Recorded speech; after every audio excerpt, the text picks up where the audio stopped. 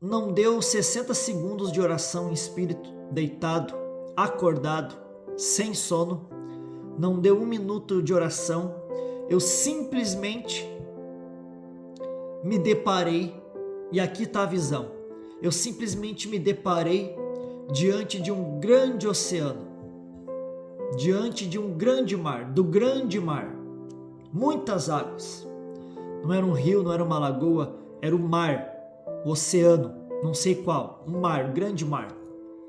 Então, eu estava numa posição elevada, não vi meu corpo, simplesmente eu estava em cima, olhando para baixo, e o grande mar, e do lado de cá, desse lado aqui, do meu lado, perto de mim, eu vi um grande exército, só que de navio. Eu não vi nenhum emblema, nenhuma bandeira, nada que pudesse me mostrar de que país era, de que nação era, mas eu vi uma grande frota de navio aqui, ó, para baixo, na minha esquerda aqui, ó, uma grande frota de navio, navios de guerra. Eu não contei, mas eu imagino que tenha sido de 20 a 30 navios, grandes navios de guerra, grandes navios, e correndo por toda a planície das águas, lá no fundo desse grande mar, mas muito longe mesmo, eu conseguia ver nessa visão um exército também, de navios, uma frota de navios de guerra.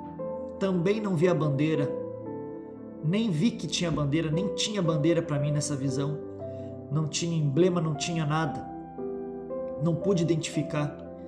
Eu também vi um número semelhante de navios, mas bem longe, muitos navios de guerra, e eles estavam numa distância muito, muito longe. Então, tanto os daqui quanto os de lá longe estavam vindo na mesma direção, mas muito longe. Então eu pude ouvir a conversa das pessoas do exército daqui, desse meu lado. Não quer dizer que eu ouvi que são brasileiros, porque o Brasil nem tem navio, tanto navio, nem tem os navios que eu vi, eram navios fortes, poderosos de guerra, mas eu conseguia ouvir o que eles falavam e até ouvir os pensamentos deles. E eles diziam assim, ó, por que aquele exército está vindo justamente na nossa direção, aquele exército de lá? Vamos continuar indo também, para ver o que acontece. E eu não conseguia ouvir nada do exército de lá, só desse daqui de perto. Então eles se aproximaram mais ainda, mas ainda estavam longe, mas se aproximaram mais. E alguém disse no exército daqui, vamos fazer uma curva para nós não se chocar e não acontecer nada.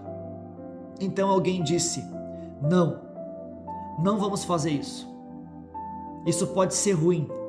Vamos seguir em frente para ver o que acontece e o que eles fazem. Então eles continuaram se aproximando e o exército de lá continuou se aproximando. Então eles chegaram perto.